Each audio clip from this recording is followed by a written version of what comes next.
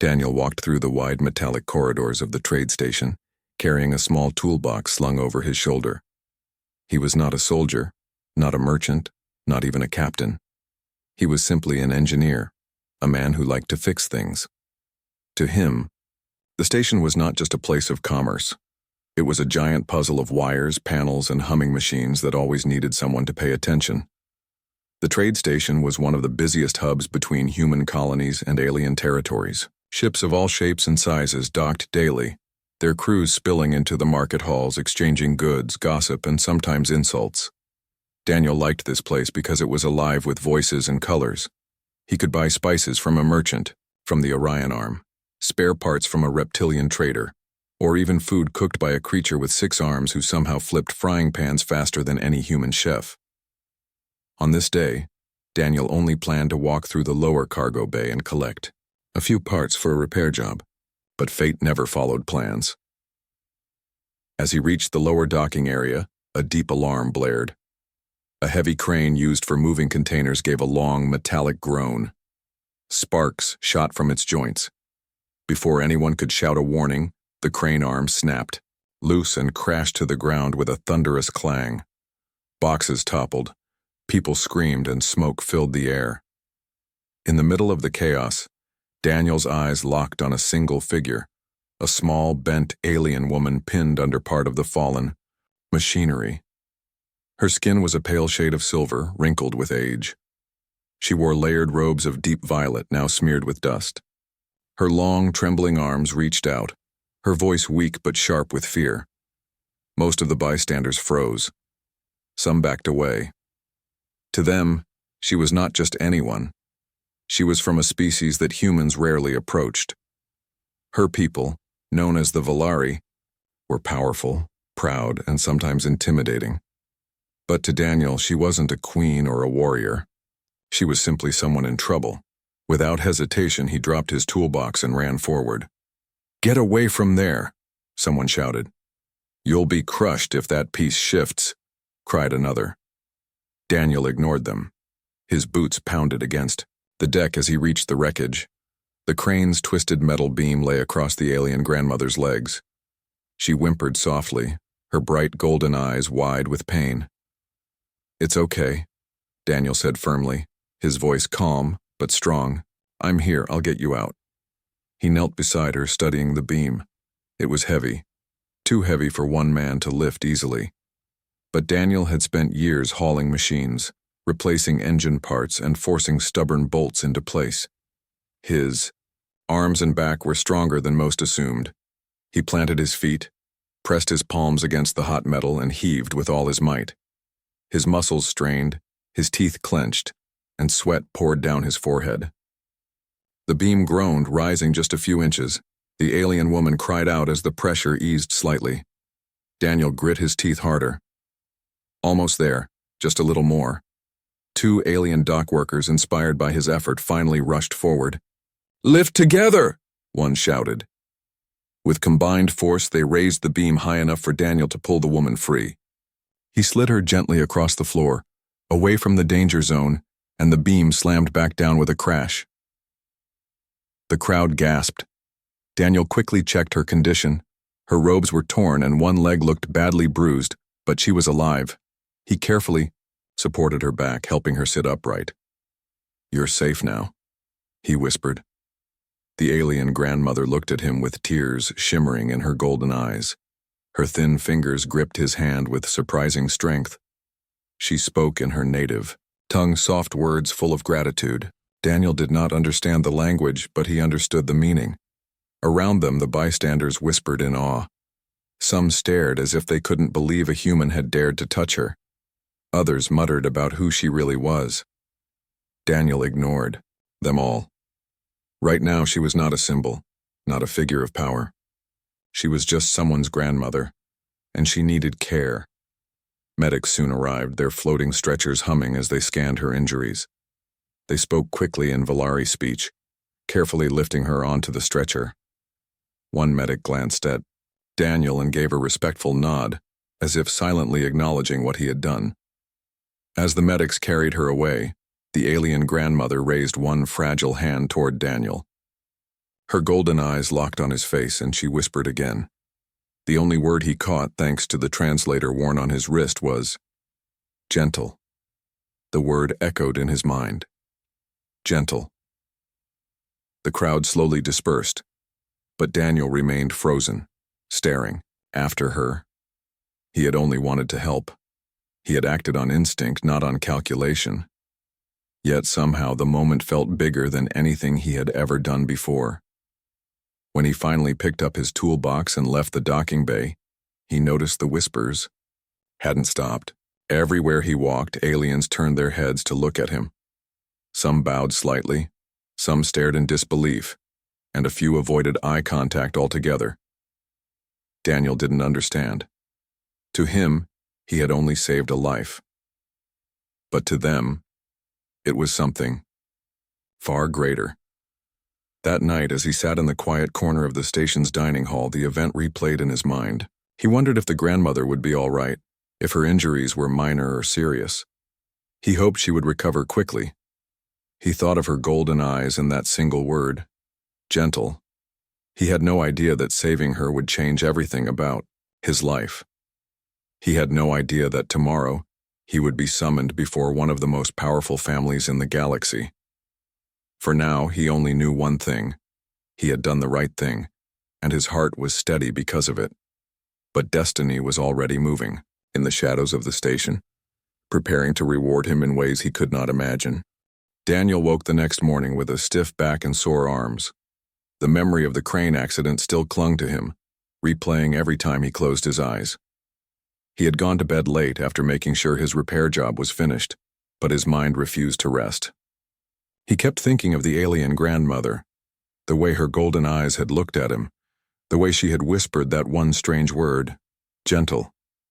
He rubbed his face and prepared himself for another day. For him, life was usually simple. Fix broken panels, replace worn wiring, and collect payment. He was used to working in the background unnoticed, but when he stepped out of his small cabin, he immediately felt a change in the air. People were watching him. As Daniel walked through the station's main corridor, merchants lowered their voices when he passed. Alien traders glanced at him with curiosity, some even nodding respectfully. He frowned, confused. Engineers did not get this kind of attention. By the time he reached the lower cargo bay to check on his next job, a figure was waiting for him. A tall alien in dark robes, his silver markings glowing faintly across his forehead, stood with two guards. His posture was straight, his expression unreadable. "You are Daniel, human engineer?" the robed figure asked in perfect English, his voice deep and smooth. Daniel nodded cautiously. "Yes, that's me." The figure bowed slightly. "You are requested to attend the High Council chamber. Now." Daniel blinked. "The High Council? I think you have the wrong person. I'm just a repairman." The alien's eyes sharpened. "You saved the matriarch yesterday, there is no mistake." Before Daniel could argue, the guards gestured for him to follow. He felt his stomach twist. He had no idea what he was walking into, but it was clear he had no choice. The journey to the High Council chamber was unlike anything Daniel had experienced. He had seen the outside of the upper towers before, shining spires of crystal and steel that rose above the rest of the station. But he had never been inside. The corridors were polished to a mirror-like shine, with flowing alien script glowing faintly along the walls. Every corner was guarded by armored soldiers, their weapons sleek and sharp. Daniel's boots echoed loudly on the floor as he walked, the guards close behind. He felt out of place in his worn work jacket and tool belt. Everyone else wore robes, uniforms, or finely tailored clothing. Finally, the robed guide pushed open tall double doors. "Enter." Daniel stepped into a massive chamber, his breath catching. The room was shaped like a circle, with rows of seats rising in tiers around the center. Aliens of many species sat there watching him silently. At the far end, raised higher than the rest, was a throne-like seat. And sitting there was the alien grandmother he had rescued. She looked different now. No longer trapped under machinery, she sat upright, wrapped in fresh violet robes trimmed with gold. Her silver skin glowed softly under the chamber lights, and her golden eyes burned with intelligence and authority. Around her stood attendants and family members, all dressed in ceremonial clothing. Daniel's heart skipped a beat. He had thought she was just an old woman in trouble, but here she was, clearly someone of great importance. The robed guide announced loudly, "This is the human Daniel who saved the matriarch." The chamber filled with murmurs. Daniel swallowed hard, his palms sweaty. The matriarch lifted a thin hand and silence fell. Her voice was calm but powerful. "Step forward, human." Daniel obeyed, his boots heavy against the smooth floor. He stopped a respectful distance away and bowed slightly. Matriarch, I'm glad to see you safe." Her lips curved into a faint smile. "Because of you, I am safe. You risked your life for mine when others hesitated. Such courage does not go unnoticed." Daniel scratched the back of his neck awkwardly. Anyone would have done the same. The chamber erupted in quiet laughter, though it wasn't cruel. It was as if the aliens found his words amusingly humble. The matriarch tilted her head. "Do you believe that, human? That anyone would have done what you did?" Daniel hesitated. He remembered the crowd standing frozen, the way no one had moved until after he acted. He sighed. "Maybe not, but I couldn't just stand there." The matriarch's golden eyes softened. "And that is why you are here."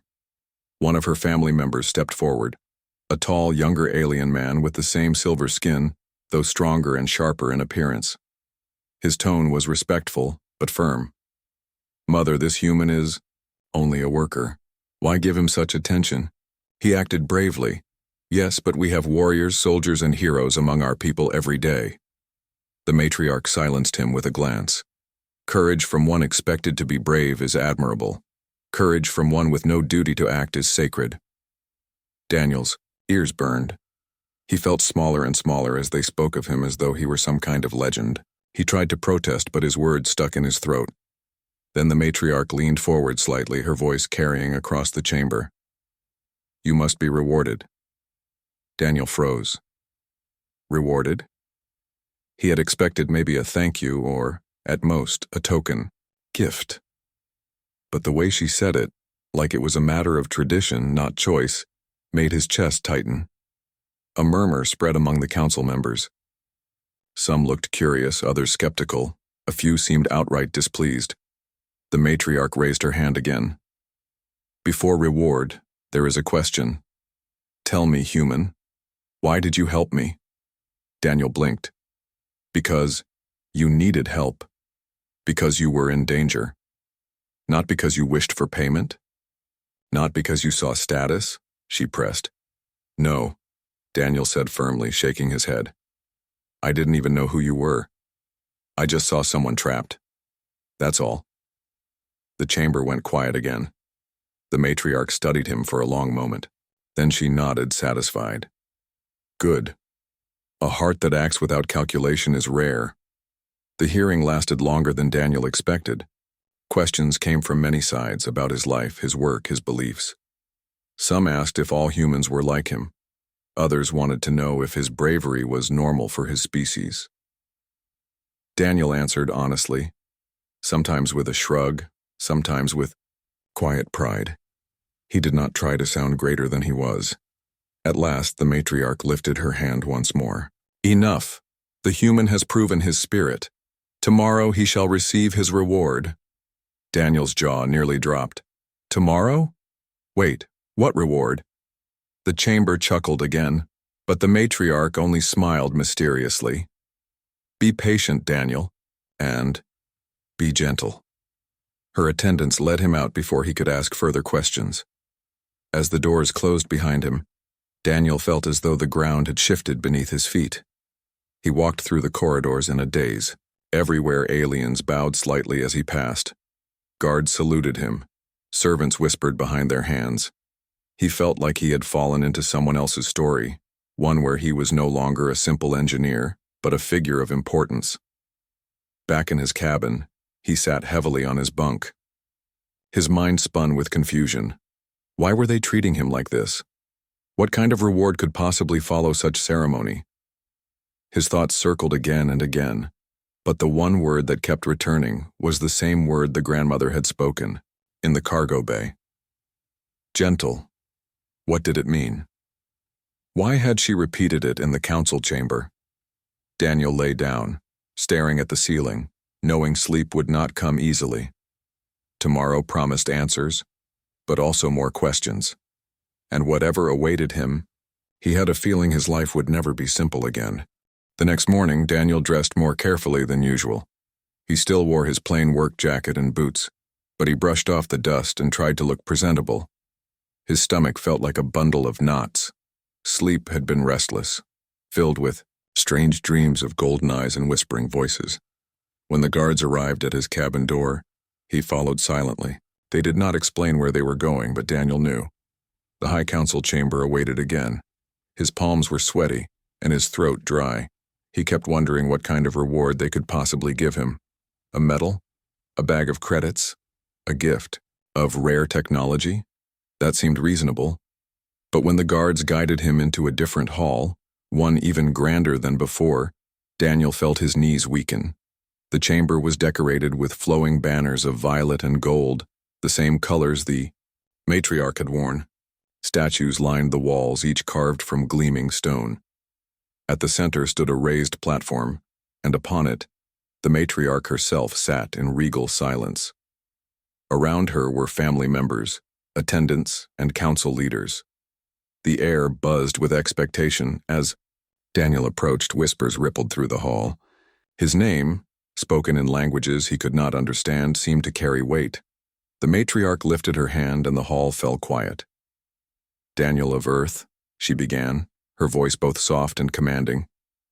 You saved my life when all others stood, frozen. For this act our traditions demand a reward, and so a choice has been made. Daniel swallowed. His heart pounded like a hammer. The matriarch turned her head and a side door opened. From it stepped a young alien woman.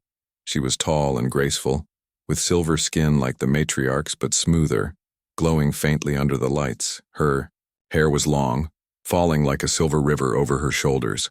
She wore a robe of pale blue embroidered with delicate golden threads. Her golden eyes looked uncertain, her gaze flicking between Daniel and the floor.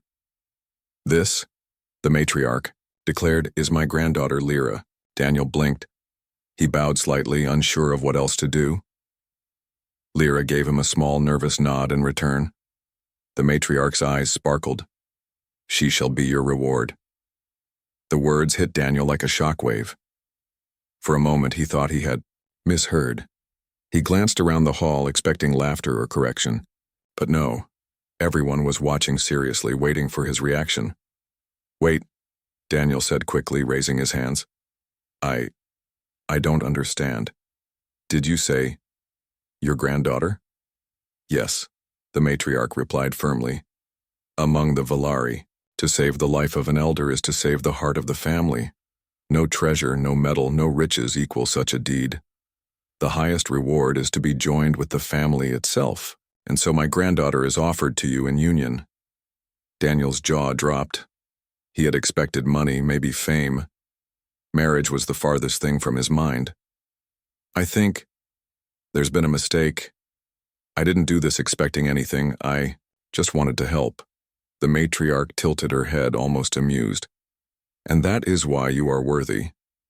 The hall filled with murmurs again. Some nodded in approval, while others looked displeased. Daniel caught sight of a tall alien male scowling at him, arms crossed. Jealousy, perhaps, or disapproval. Lyra stood quietly, her hands clasped together. She seemed nervous but not unwilling. Her golden eyes met Daniel's again, and in them he saw uncertainty, but also a faint spark of curiosity. Daniel's thoughts raced. He barely knew these people. He was just an engineer. And now they were offering him a place in their most powerful family? Daniel hesitated, his voice low.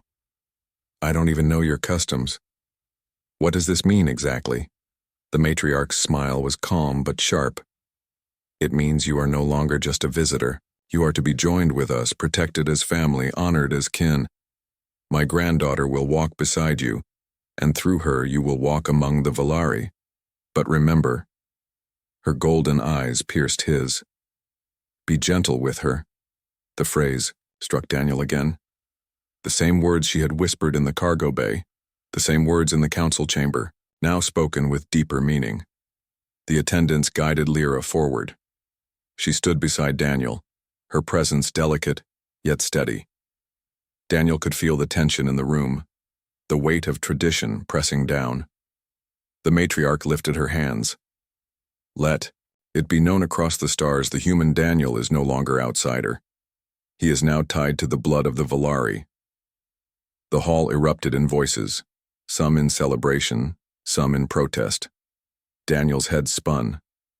After the ceremony ended, Daniel found himself walking beside Lyra in a quiet corridor. The guards had left them alone, perhaps on purpose. The silence was heavy.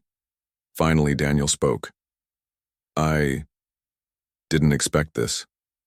Lyra glanced at him, her lips curving faintly. "Neither did I." Daniel chuckled nervously. "Do you want this?" She hesitated, then shook her head slightly. "It is not about what I want. It is about what my grandmother decides, but—" Her golden eyes softened. "I saw what you did yesterday. You risked yourself for her. Few would have done that. So, I'm not against it." Her honesty surprised Daniel. She was shy, but there was strength in her words. He nodded slowly. "I guess we'll have to figure this out together." She gave the smallest of smiles. Yes, together. That night Daniel sat in his new quarters, far larger and more decorated than his old cabin. The walls glowed softly with alien designs and the air smelled faintly of strange flowers. He sat on the edge of the bed staring at the ceiling again. He had saved a life. That much was simple. But the reward? A granddaughter's hand in union? It was more than he could have ever imagined. His heart still raced with shock, but also with a strange, unexplainable warmth. Somewhere deep inside, Daniel realized this was not just about a reward. This was about trust, about a people who valued family above all else. And though he didn't know what tomorrow would bring, he couldn't shake the thought that maybe, just maybe, this was the beginning of something far greater than he ever planned for. The following days on the station felt nothing like the life Daniel once knew. Instead of crawling through service shafts and fixing wires, he now walked polished halls lined with banners of violet and gold. Guards bowed slightly when he passed. Servants carried trays of food into his quarters. And wherever he went, whispers followed him. The human who saved the matriarch, the outsider who was given her granddaughter. Daniel never asked for this. The attention made him uneasy. But what troubled him more was the cold stares he sometimes caught from certain aliens. Some looked at him with admiration, yes, but others glared with resentment. It was clear not everyone agreed with the matriarch's decision. Lyra walked beside him often. She was quiet, her steps graceful, her golden eyes calm, but watchful. She answered his questions politely, sometimes with faint amusement, sometimes with hesitation. She was kind, but there was distance in her words as though she still wasn't sure what to make of him. One afternoon, as they crossed a garden chamber filled with glowing trees, Daniel spoke honestly. "I don't think your people like me very much." Lyra stopped beside a silver fountain. "Some don't," she admitted softly. "They see you as an outsider who suddenly holds a place many believe should belong to one of their own. Others think you will weaken us." Daniel frowned. "I didn't choose this. I never asked for any reward." Her lips curved into a faint smile. "That is what makes it harder for them to accept. You did not ask, yet you were chosen. They envy you." Daniel sighed, rubbing the back of his neck. "I just wanted to help. That's all." Lyra studied him for a moment. "And that is why my grandmother trusts you." That trust was tested sooner than expected. One evening, during a formal dinner in the great hall, Daniel felt the tension in the air before he even sat down. The table stretched endlessly, lined with alien nobles in fine robes. Lyra sat beside him, calm and composed. The matriarch sat at the head, her golden eyes scanning the room like a hawk watching its flock. Halfway through the meal, one of the nobles rose. He was tall, his silver skin marked with sharp lines, his eyes narrowed with cold disdain. Daniel recognized him as the scowling man from the reward ceremony. "Matriarch," the noble said loudly. "With respect, this human does not belong among us. He is no warrior, no leader, no diplomat. He is just ordinary." His gaze burned into Daniel. "Why give him what others have trained their whole lives to deserve?" Murmurs spread across the hall. Some nodded. Others remained silent. The matriarch raised her hand. "He risked his life when no one else moved. That is no ordinary act." But the noble pressed on. "Courage in a single moment does not prove he is worthy of our bloodline. He will fail you, and when he does, all of us will pay the price." Daniel felt his chest tighten. He wanted to speak, to defend himself, but words stuck in his throat. What could he say? That he was trying? That he didn't belong here either? To his surprise, Lyra stood. Her voice was steady, her golden eyes sharp. "You speak of him as though he were weak, yet he showed strength when others froze. If he were not worthy, my grandmother would not have chosen him. Do you question her judgment?" The hall went silent. The noble clenched his jaw but slowly sat down. The matriarch's lips curved faintly, almost proud. Daniel glanced at Lyra, gratitude filling his chest. She had defended him even though she barely knew him. For the first time he saw not just nervousness in her eyes but a hint of trust. Later that night Daniel found Lyra in the garden chamber again. The glowing trees swayed gently, their leaves shimmering like silver fireflies. "Thank you," Daniel said quietly. Lyra looked at him puzzled. "For what?" "For standing up for me."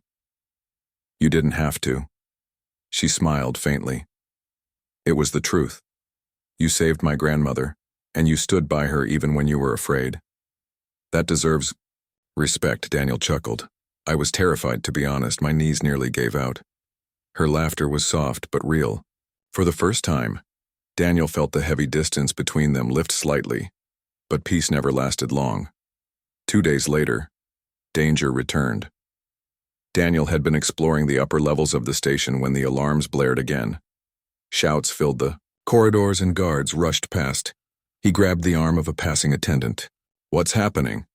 "An attack," the attendant cried. "Intruders in the matriarch's wing." Daniel's blood ran cold. Without thinking, he sprinted toward the matriarch's quarters. His boots slammed against the floor as he turned, corner after corner, following the echoes of shouting. When he reached the chamber, chaos filled the air. A group of masked attackers had breached the guards' defenses. Blades flashed, energy bolts cracked against the walls. The matriarch was being rushed toward safety, her attendants shielding her with their bodies. Daniel's instincts took over. He grabbed a fallen guard's staff and charged forward.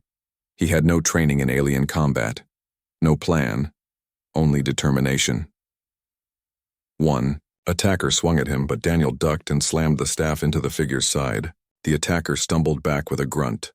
Another lunged, and Daniel blocked clumsily, the impact jarring his arms. He shoved forward with raw strength, knocking the masked figure to the ground. More guards arrived, overwhelming the attackers. Within minutes, the fight was over. The masked intruders were dragged away in restraints. Breathing hard, Daniel dropped the staff. His arms shook, his chest heaved, but he was alive. And more importantly, the matriarch was unharmed. She looked at him with calm golden eyes. "Twice now you have stood between me and danger.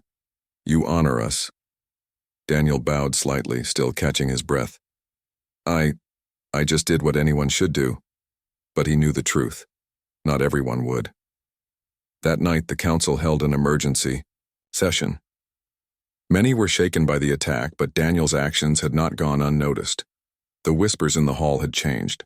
Some who once doubted him now looked at him with respect. Still, there were others who remained unconvinced. The same noble from before rose once again, his voice sharp. You see, trouble follows this human. His presence invites danger. The matriarch silenced him with a glance. Danger would have come regardless. And who stood firm when it arrived? Not you, not your soldiers, it was the human. The noble fell silent, his face tight with frustration. Daniel sat quietly, but inside his heart was steady. For the first time he felt like maybe, just maybe, he belonged here. Later when he and Lyra walked together, she looked at him differently. Her golden eyes were no longer uncertain. They held something warmer now. You keep surprising me, she said softly. Daniel laughed nervously. Surprising myself too. She studied him, her lips curving into a real smile. Perhaps my grandmother was right about you. Daniel met her gaze. And perhaps we can make this work. Together. The word together hung in the air like a promise. That night, Daniel lay awake again, staring at the ceiling of his new quarters. His body ached from the fight, but his heart felt strangely light. He knew not everyone accepted him yet. He knew danger would come again. But he also knew something had changed between him and Lyra. The reward he had never asked for, the bond with her, was beginning to mean more than he expected. And deep down, Daniel realized a truth he could no longer ignore. This was no longer just about saving a life. This was about becoming part of something greater, something fragile and powerful at the same time. And as the matriarch's words echoed again in his mind, be gentle with her, Daniel understood they carried more weight than ever before. Daniel woke to the sound of voices outside his quarters. The guard spoke in urgent tones, and he knew something was wrong even before he opened the door. The air felt heavier, tense, as if the station itself sensed the danger. Another threat? Daniel asked, stepping into the hall. One guard nodded. Yes, we have received word. Rivals plan a second strike. They know the matriarch will address the people today in the Grand Plaza. Daniel's chest tightened. He remembered the attack from before, how close she had come to harm. He had promised himself that if danger returned, he would not hesitate. Without waiting for further explanation, Daniel grabbed his jacket and moved with the guards toward the heart of the station.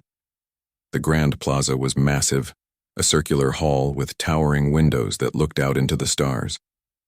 Crowds of aliens had gathered, filling the space with the soft hum of conversation. Above them, glowing banners shimmered with the matriarch's crest, a golden eye on a violet field. At the center, a raised platform waited. The matriarch would soon stand there to speak. Daniel stood with Lyra near the edge of the stage. She looked calm, but he noticed the way her hands tightened slightly at her sides. He leaned closer. Are you nervous? She gave a faint smile. Always, but not for myself. Her golden eyes flicked toward her grandmother. Daniel understood. The matriarch was more than just family. She was the symbol of unity for her people. To lose her would mean chaos. As the crowd settled, the matriarch stepped onto the platform. She moved slowly, but her posture was strong. Her golden eyes swept across the assembly, and the whispers fell silent. My people, she began, her voice carrying with surprising power. We have seen hardship and danger, but we have also seen courage. Courage from unexpected places. Her gaze shifted to Daniel, and for a moment the entire crowd followed her eyes. Daniel's throat went dry. This human, Daniel, saved my life not once but twice, the matriarch continued. He stood when others faltered. He acted when others froze. His heart saw not species or status, only a life in need. And that is why I welcomed him into our family, the crowd murmured. Some nodded in agreement, others remained uncertain. Daniel could feel the weight of their judgment pressing down on him. Then it happened. A sharp crack echoed from the balcony, above. A shadow moved. Daniel's instinct screamed. He turned and saw it, an attacker aiming a weapon at the matriarch. Get down, Daniel shouted. Without thought, he threw himself forward, placing his body between the matriarch and the danger. The weapon fired, a searing bolt of energy slicing through the air. It struck Daniel's shoulder, sending pain coursing through him. He gritted his teeth, refusing to fall. Guards reacted instantly, returning fire and dragging the attacker down. Chaos erupted in the plaza, voices shouting, crowds pushing back. But Daniel stayed where he was, standing firm in front of the matriarch, shielding her with his own body. Lyra rushed to his side, her golden eyes wide with fear. "You're hurt." Daniel winced, pressing a hand to his shoulder. "I've had worse." He forced a smile. "She's safe. That's what matters." The matriarch looked at him with quiet awe. Her thin hand reached out, resting lightly on his arm. "Twice you saved me, and now a third time. Human, you honor us beyond measure." When order was restored and the plaza secured, the council gathered once more. This time the atmosphere was different. The murmurs were no longer doubtful. They were respectful. One elder rose. "I spoke against him before. I see now that I was wrong. No outsider would stand as he has." Another followed. "No warrior among us has shown such courage without thought of reward." Even the noble who had scowled at Daniel looked down in silence, unable to argue. The matriarch lifted her hand. "Then let it be known. Daniel of Earth is no longer outsider. He is one of us. He has proven it not by words, but by deeds." The hall erupted in agreement. For the first time, Daniel felt the sound not as pressure, but as acceptance. That evening, in the quiet of the garden chamber, Daniel sat with Lyra, beneath the glowing trees. His shoulder was bandaged, the pain dull but manageable. Lyra looked at him, her expression soft. "You could have died today." Daniel shrugged. "Maybe. But if I had stood aside and something happened to her, I couldn't live with that." Her golden eyes glistened. "You don't think of yourself, do you?" He chuckled. "Not when someone else needs me." She smiled faintly, then reached out, her hand brushing against his.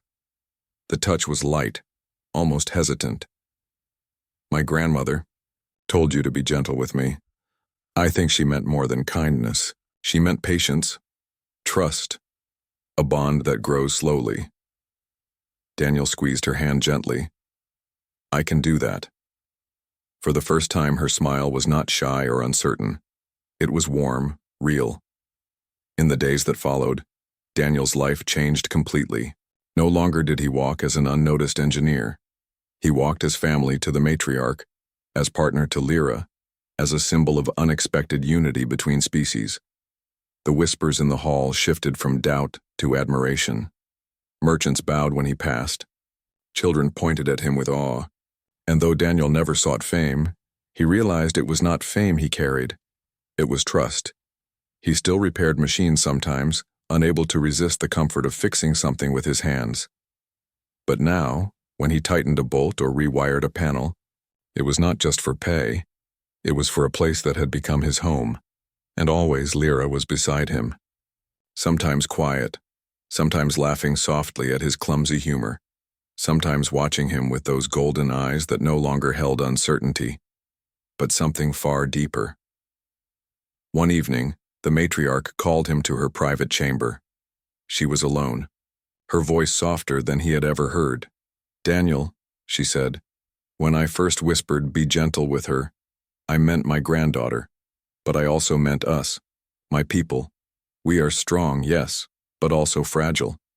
We need those who can treat us, not with fear, not with calculation, but with care." Daniel bowed his head. "I'll do my best." She smiled faintly. "You already have." That night, as Daniel stood by the great window overlooking the stars, he thought of how far he had come. A simple act of kindness had led him here. Saving. One grandmother had changed his life forever. He had expected nothing. And yet he had gained everything. A new family, a bond with Lyra, and a place among the stars. As the station lights glowed softly and the galaxies stretched endlessly beyond, Daniel whispered to himself almost in disbelief, Be gentle with her. And for the first time, he truly understood.